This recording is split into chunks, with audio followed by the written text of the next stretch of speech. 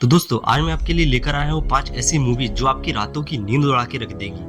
और मुझे नहीं पता आप इन्हें पूरी देखोगे या नहीं, लेकिन मुझे इतना पता है कि अगर आपने इन्हें एक बार देख लिया तो आप जिंदगी में इन्हें फिर कभी नहीं देखने वाले। तो चलिए बिना समय गंवाए करते हैं आज की वीडियो को स्टार्ट। नंबर 5 पर जो मूवी है उसका नाम है डॉगटूथ। इसके अंदर हमें एक ऐसा घर देखने को मिलता है जिसके अराउंड बहुत ऊंची ऊंची दीवारें होती हैं और जिनमें 3 जवान बच्चे रहते हैं। उनके माँ बाप ने उन्हें पैदा होने से लेकर अभी तक दीवार के बाहर कभी कदम नहीं रखने दिया। उन बच्चों को बाहर की दुनिया के बारे में कुछ भी नहीं पता।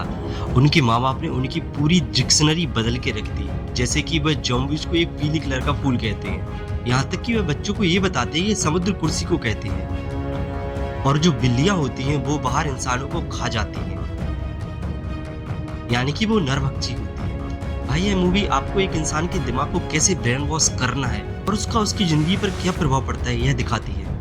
साथ ही तुम्हें वो मूवी देखते देखते उन बच्चों पर बहुत ही ज्यादा तरस आएगा कि इनके माँ बाप ने इनके साथ ऐसा क्यों किया। और सबसे डिस्टर्बिंग पार्ट है इस मूवी का क्लाइमेक्स, जब वह बच्चे पहली बार बाहर की दुनिया देखते हैं। मुझे इतना पता है कि अगर आपने इस मूवी को लास्ट तक देख लिया तो आप जिंदगी में से फिर कभी नहीं देखने वाले। इस मूवी का क्लाइमेक्स सीन आपके दिमाग पर ऐसे छप जाएगा।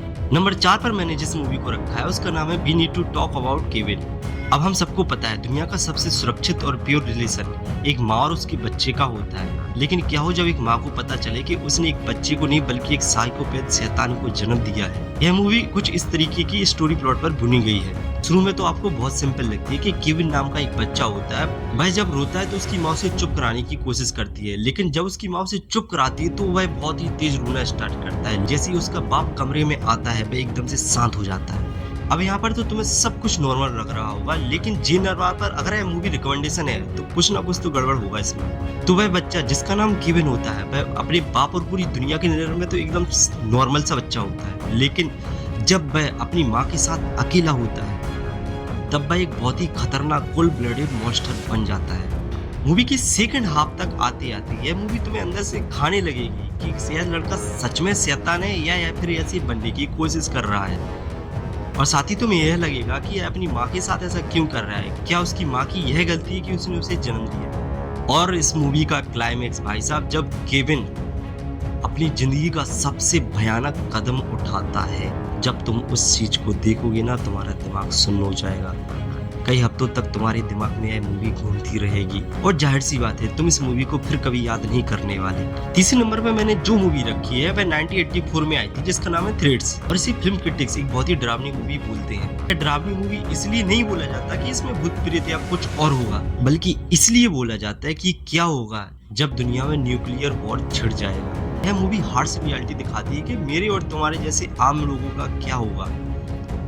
इस मूवी की शुरुआत के 30 मिनट सब कुछ नॉर्मल लगता है। लोगों की रोजमर्रा की जिंदगी हमें देखने को मिलती है, जैसे लोग अपने ऑफिस जा रहे हैं, शादियां हो रही हैं और वो सारे काम जो लोग अपनी डेली लाइफ में करते हैं। लेकिन एक दिन सायरन बजता है। इस मूवी को खतरनाक बात यह बनाती है कि ये मूवी कहीं ना कहीं आपको एक डॉक्यूमेंट्री की तरह लगती है। जैसे मूवी के अंदर 30 मिनट के बाद अचानक से बम गिरता है तो लोगों को यहाँ पे सोचने का मौका भी नहीं मिलता इससे पहले कि वह मर जाते हैं।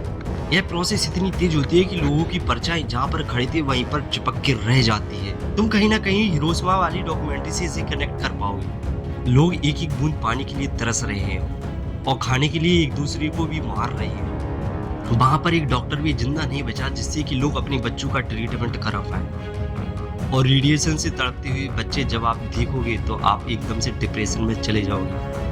जब इस मूवी का प्रसारण या टेलीकास्ट पहली बार जब टीवी पर हुआ था तो सच में कुछ लोग डिप्रेशन में चले गए थे, इसलिए यह मूवी कुछ देशों में बैन भी है। नंबर 3 पर मैंने जिस मूवी को रखा है उसका नाम है कम एंड सी। अब इस मूवी के बारे में मैं आपको ज्यादा इसलिए नहीं बताऊंगा क्योंकि यह कम्युनिटी गाइडलाइंस के खिलाफ चली जाएगी और शायद मेरी यह वीडियो ब्लॉक भी हो जाए। तुम बस इस बात से अंदाजा लगा लेना कि यह एक मूवी नहीं बल्कि एक बहुत ही बुरा सपना होने वाली है। कहानी है फिलियर नाम के 14 साल के एक बच्चे की जो नाजी सेना की क्रूरता को अपनी आंखों से देखता है।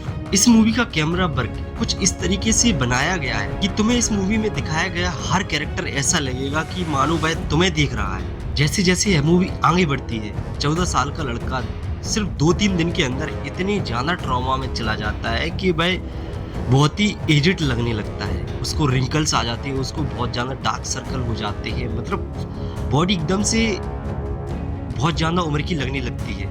बाकी मैं सिर्फ इतना कहना चाहूंगा कि यह मूवी आपको एंटरटेन नहीं करती, बल्कि यह तुम्हें विटनेस बनाती है एक ऐसी क्रूरता का जो दुनिया ने सच में देखा था।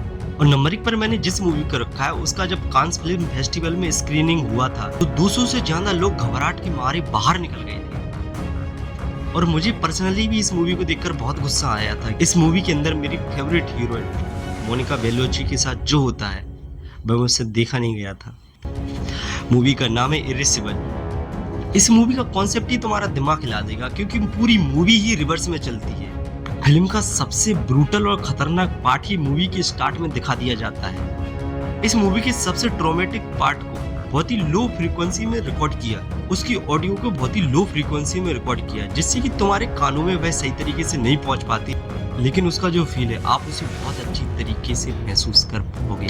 और इसी लो फ्रीक्वेंसी आवाज की वजह से लोगों को सच में मोशन सिकनेस जैसे उल्टी और नोजिया का सामना करना पड़ा था, इसलिए वह थिएटर से बाहर निकल गए थे। अब मैं ज्यादा बकवास नहीं करूंगा, यह मूवी सच में बहुत ज्यादा डार्क है। तो दोस्तों यह थी वो 5 मूवी जो आप जिंदगी में सिर्फ एक बार देखना चाहोगे क्योंकि दूसरी बार देखने के लिए आपके पास हिम्मत ही नहीं होगी। यह आपको इतनी बुरी तरीके से ट्रॉमेटाइज करके जाएंगी। मूवी रिकमेंडेशन पसंद आए हो तो वीडियो को लाइक करें और आपको इसी तरीके की मूवीज अच्छी लगती हैं तो प्लीज मेरे चैनल को सब्सक्राइब करना ना भूलें। बाकी मेरे इस थके हुए चेहरे और शकल पे मत जाना क्योंकि गर्मी बहुत ज्यादा हो रही है और मेरे पास एसी भी नहीं है। मिलती है अगली वीडियो में, तब तक के लिए बाय।